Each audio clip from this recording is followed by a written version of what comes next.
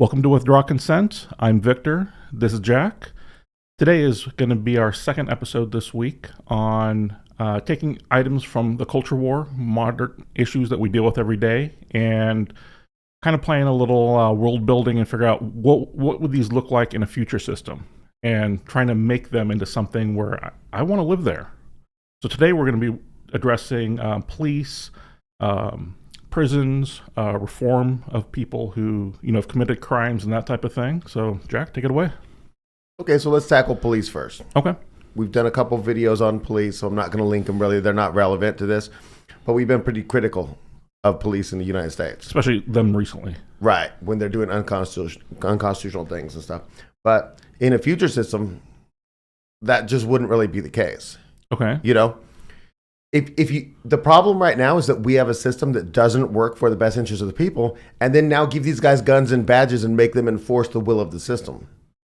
Right. They're out to protect the system and not the people. Right. And by protect the system, they just have to follow the laws put in place by the system to oppress the people, to loot them, to shut them down and their business, like all the complaints that we have that you have as well, So there's nothing fundamentally wrong with policemen, In a good system, so I was thinking about it. We bring this up a lot of times. Okay. And I forget the numbers, so I got to overlay them on the screen yet again because I haven't memorized them like an idiot. And but basically, when you had Nazi Germany, you had a very small. Do you remember the numbers?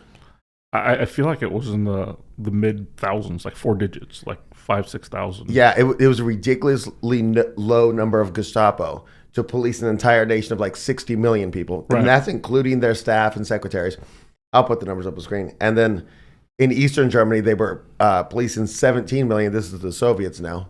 And it was hundreds of thousands. Yeah, it was over 100,000. Yeah, I'll put the numbers up on the screen. And that's not including secretaries. And that's just like agents, I'll put the source in the description under references too.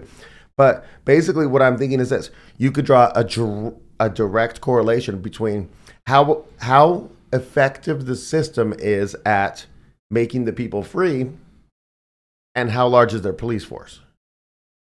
Okay. I'm just going to push back a little bit. Is it actually freedom that the people are consciously, or is it they're feeling like they have purpose and they're happy? You know what I'm saying? It's like, I agree. It's not freedom. It's not being under dictatorship, not being exploited. Okay. So it's working for them, and then you just need less and less police. Okay. So if you're thinking about a future system, you're thinking about not a lot of police officers. Okay. There are still some crimes of passion. There's not people looting the stores, Right. It's an absurdity to happen in any semi-decent country. That's an absurd thing to happen, except in like flooding, which looting's allowed if you're like literally stealing food. I mean, like if you're literally people can't get to you for weeks. Yeah. Right. Okay.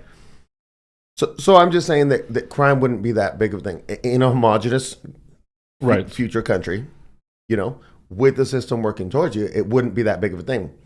But there still would be things that people would do, like I said, crime of passion. Okay. And so there still would be punishments. So what do you think about the police thing that I was saying? Do you disagree? Yeah, I'm glad you mentioned the homogenous thing, because I definitely was a huge part of it. But I'm 100% on board. Okay. And then what about punishments for crimes? So now you have a very limited number of criminals. Okay. Probably not career criminals. Okay. You have some people who fall into addiction. Okay. You have some people who come home and the postman's in the bed and they do something, Sure. extreme. So what do you think? Well, I mean, you know me. I'm a very moderate person when it comes to things. No empathy over here. Right. So I'm totally off with his head type of person. Cane him, whatever.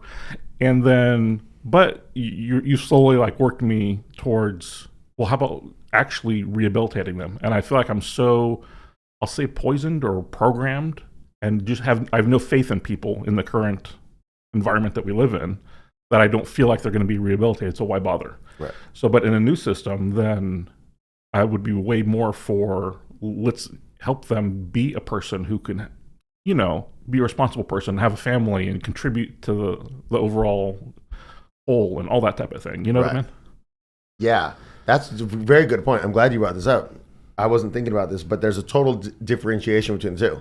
Yeah. You see the looters now, and you're just like, just gun them down. Right. Just fix it one. You know what I mean? Yeah, bullets are cheap. I was talking to my father, and he was like, throw them all in the Coliseum. One person's going to get the no. You know what I mean? But imagine in the future system where everything's going good, and old Billy gets drunk, breaks into the neighbor's house. You know what I mean? Smashes his, I don't know. You know what I'm saying? And it's like, Billy. Oh, Billy. You know what I mean? Where's the guy saying, kill Billy? No, kill Bill. You know? No. So what types of crimes would you have? Would you have a death penalty? What type of crimes in a good system That deserve a punishment? of death? Yeah, Of death? because you said before you were feeling really deathy. Okay. Now you're not. Yeah, You're feeling more way rehabilitated. less deathy. So let's just establish the line. Where's death? Where's rehabilitation? Well, anything involving kids. Okay. I don't care. I just feel like even if it's been 40 years since you did the thing, I still don't want you as a neighbor. So is he? I don't know. I mean, that's the one I'm 100% sure on, unless you convince me right now. No, I don't see a medication option, and I don't see a psychological option that would give me like, okay, you can live next door to me now. With my kids playing in the front yard. No. Right. There's no, but we did 14, I don't care how many years of therapy you did. I just didn't know. What about segregation and stuff instead of death or no? But then I feel like then all the people are just paying for these people to stay alive. Okay. As a burden on society. Okay. Yeah, and for society doesn't want them, so why are we paying what else? for them? I think our audience would kind of agree. You could put in the comments, but I think if I'm off. Yeah. I would definitely for a broader definition of treason than we currently have now. Mm-hmm. I feel like there should be a loyalty to not only your family, but your people and your nation, and to betray how many ever millions of people there are. Right. I feel like that's... Agreed. If those are only two that pop into my mind, I'm sure you've got some more. No, I'm just... Yeah, I'm kind of thinking through it as you're talking. Okay. And I kind of agree with you. Like, I would want to err on the side of rehabilitation. Right. But not for treason and kid stuff. Yeah. You know what I'm saying? If there was a thing like... What was it, Julian Assange, and then she withdrew consent at one point while they were in a physical act, but then the condom burst, and you know what I'm saying? Yeah. I'm not off with your head. Right. You know what I'm saying? Yeah. And I'm not specifically talking about Julian Assange, just like silly things like that. Right. Now, if you want to talk about the guy who chases the girl down to the parking lot, you might be able to convince me to lop that one off. But you know what I'm saying? Yeah. I wouldn't want to sacrifice if it's in a gray area, you know? Okay. But then, yeah, on the rehabilitation side, you would want to focus really hard on the rehabilitation. Right. So, like right now, it's set up so that if you do time in prison and then you get out, they want you not to have a job, you know? Okay. Like, what can you do? Look at anything that requires a professional license, you know? How many years does it take to get a pardon so that you can then get the professional license too? Do you know what I'm saying?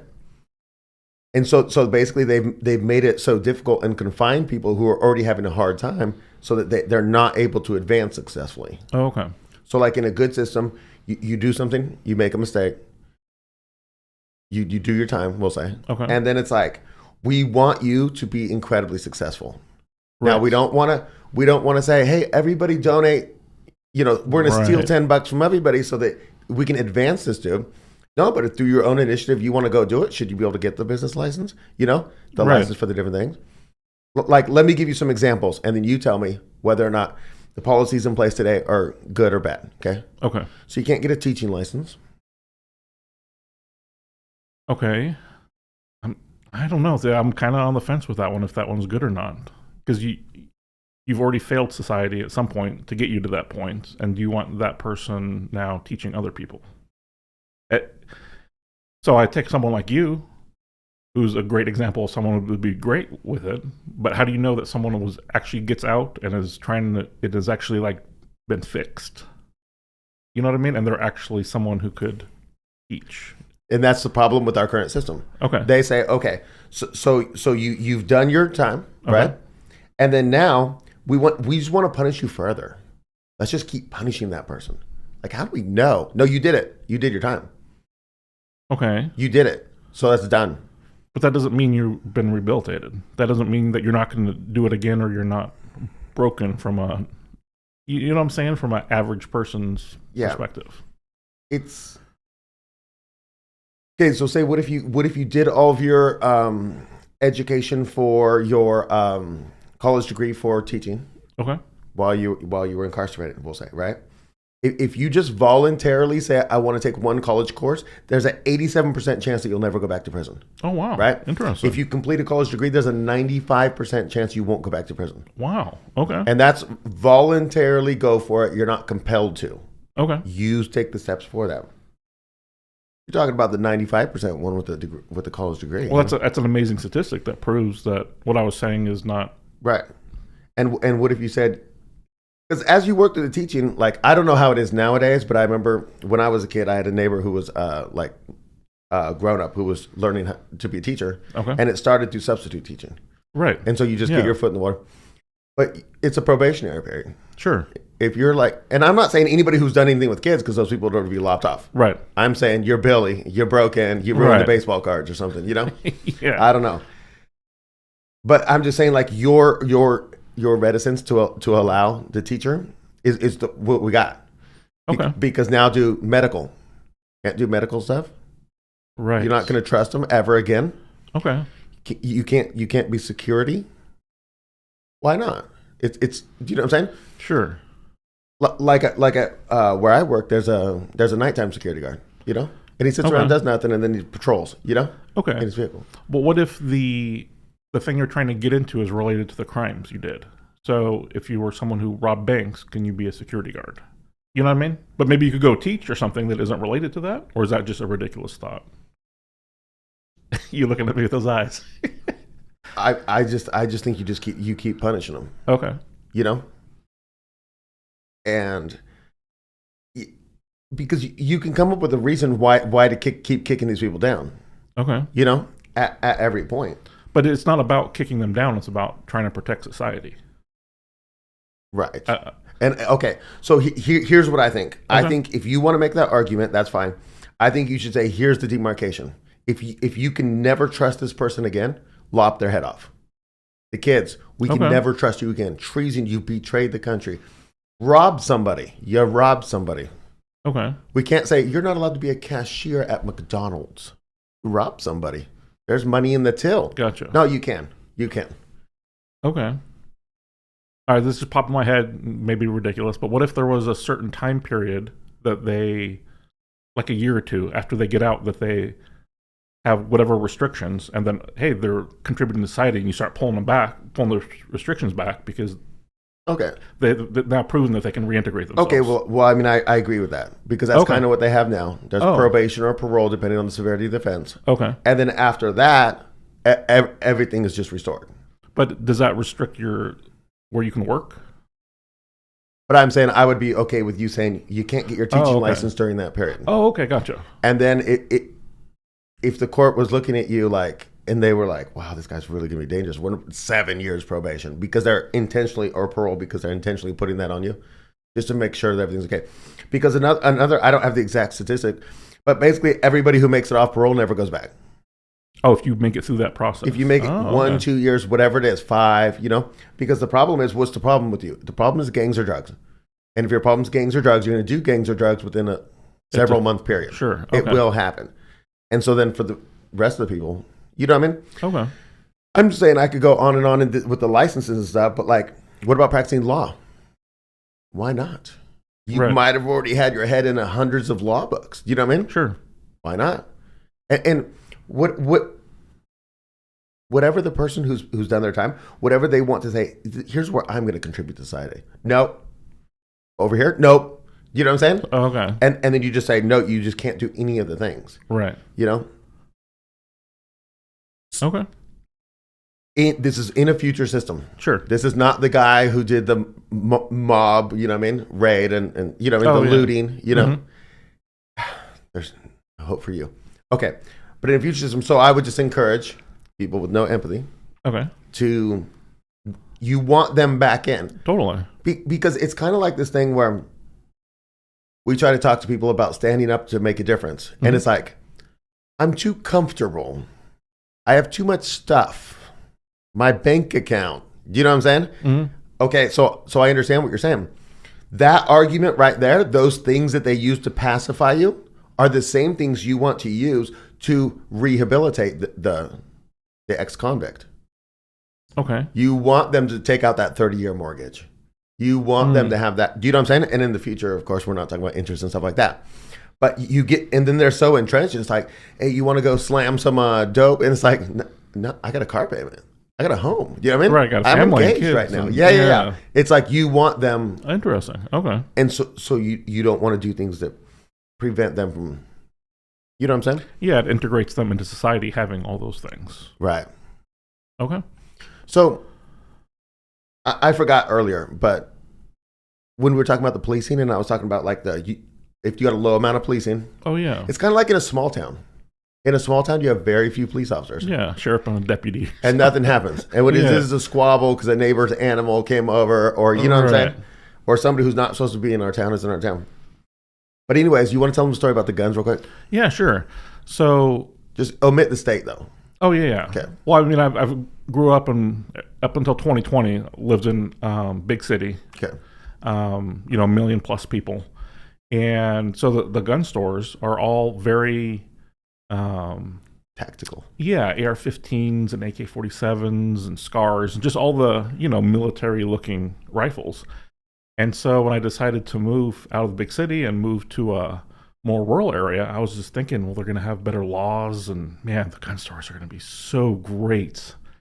And after I get out here, I've checked out a few, hit a gun show, and it's all that stuff isn't there. It's just hunting rifles and used stuff, and I'm just so disappointed because this dream I had doesn't exist. And so it dawned on me this week what the issue is. When you're in a city, the weapon you're buying is for people. That's what you're thinking in your head, that someone who isn't like me is going to try to hurt me, my family, trying to steal my stuff, whatever it is. And so that's you're buying a military-like weapon because that's what you have in your mind. When you move to a rural area, all of a sudden no one's locking their doors. I mean, it's literally my neighborhood. You just walk in and out of your doors, and it's very strange to get used to. But those people aren't buying those type of guns. They're just buying hunting guns because that's what they're buying them for, is for animals. They're not thinking about a mob or a riot coming down your streets or... Right. And if lots of people knew the type of stuff you owned, it'd be like, what the heck's wrong with you? Right. Like, why do you have all this? Stuff? Right. And even if you go down to like attachments, Yeah. It's like your attachment is a red dot sight. It's this and that. You know what I mean? It's for close quarters. And then everybody out here is like, you don't got a 3-7 scope on there. You know what I'm saying? Like, Right. You know what I mean? How close is going to be this deer? Right. You can come through my door. You know what I mean? Right. That's all this is or for. Not coming to the door. I thought it was interesting because it's like, it's kind of related to the policing thing. Yeah, totally. Imagine moving your society, your entire society, to that world. Right. Where everybody's like, of course you have the right to buy tactical rifles, and they're still fun. Yeah. But there's a lot of people with need. Right. They feel the need because things are so bad. Sure. Ammunition prices are so high because they feel the need right now. Right. I don't know if you've seen 5.56, it's skyrocketed. Is it really? Yeah. And it's just like, you know what I'm saying? It's the necessity of firearm ownership. Right. In a future world, it could be like, you got a hunting rifle? You know, can I borrow your hunting rifle? It's like, nah, bro. My neighbors aren't stockpiling. Right. That would be great. In the cities that but are stockpiling. Legally allowed to stockpile and encouraged to if you wish. Right. But you're like, nah, I'm not going to take you up on that, government. Why do I need that many rounds? Yeah. You know what I mean? Right. Unless you know something about Chinese governors, Right. I don't know. Anyway, so what do you think? Do you think we covered it? I'm just trying to paint a picture with low crime, low policing. Or we're going to do changes to the prison system?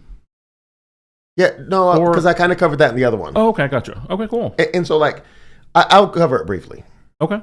I had this idea that I pitched in a different video, and it was about how the prison systems are self-sufficient. Okay. And so during the rehabilitation process of the few criminals that you do have, you would want to rehabilitate them, right? Oh, right. And to do that, I would want hard work.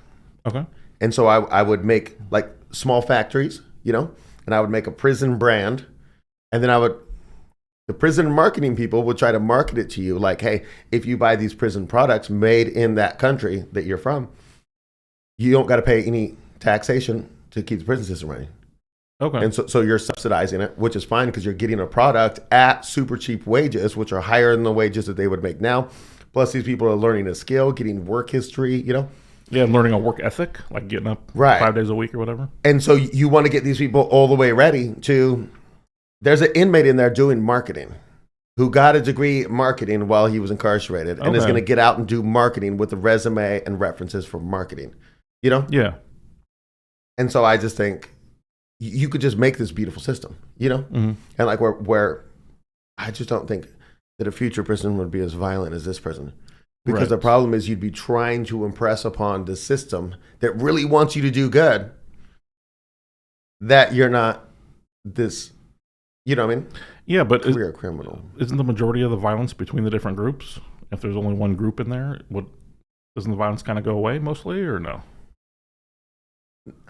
Yeah, like I would say that would stop.